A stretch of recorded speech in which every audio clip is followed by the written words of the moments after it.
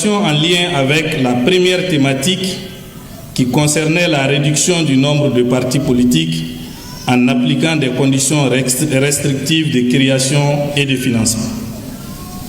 Recommandation: dissoudre tous les partis politiques.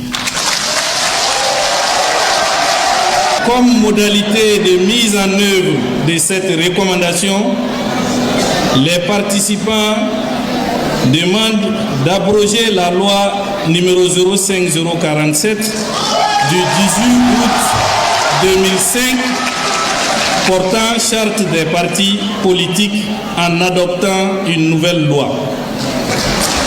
Faciliter les conditions de dissolution des partis politiques dans la nouvelle charte. Limiter le nombre de partis politiques à 5 au maximum dans la nouvelle charte. Prendre un acte pour dissoudre tous les partis politiques existants et aller sur de nouvelles bases. Prendre un acte pour dissoudre les associations et mouvements à caractère politique. Deuxième recommandation: durcir les conditions de création des partis politiques, fixer une caution de 100 millions de francs pour la création d'un parti politique. Supprimer le financement public des partis politiques. Recommandation 5. Faire l'audit du financement public des partis politiques.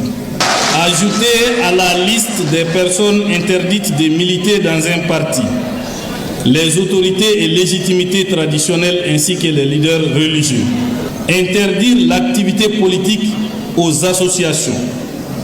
Insérer dans la nouvelle charte, nul ne peut être membre de plus d'un parti politique. Lecture de la charte des partis politiques avec une réaffirmation du statut de chef de file de l'opposition.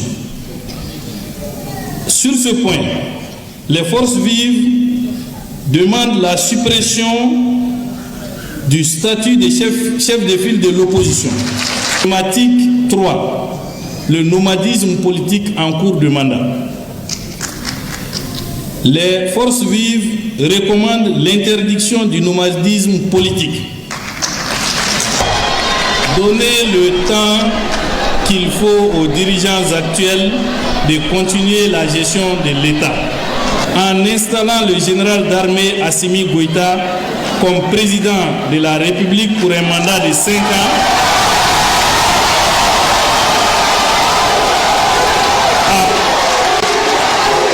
à partir de 2025, renouvelable à l'instar de ses pairs de l'AES. Engagement et votre rigueur dans le travail. Les concertations que nous sommes en train de clôturer cet après-midi ont pu aboutir à des recommandations claires et précises, permettant au pays d'avancer et de tourner les pages obscures qui ont conduit à l'effondrement de notre pays. C'est le lieu de saluer les actions de nos vaillantes forces armées de sécurité qui ont permis d'améliorer substantiellement la situation sécuritaire. C'est le lieu également de rendre hommage à l'ensemble des victimes de l'insécurité dans notre pays, victimes civiles tout comme militaires. J'ai écouté avec beaucoup d'attention les recommandations issues des 2 jours de travaux au titre de la phase nationale de la consultation des forces vives de notre nation et des Maliens établis à l'extérieur. Je remercie également les participants et les félicite bien entendu pour les résultats de qualité obtenus en si peu de temps.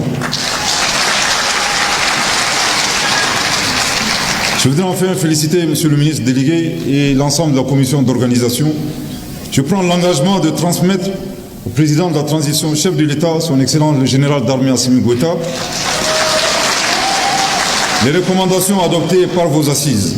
Le gouvernement, quant à lui, ne ménagera aucun effort sur la haute autorité du chef de l'État de prendre les dispositions nécessaires pour répondre aux attentes du peuple.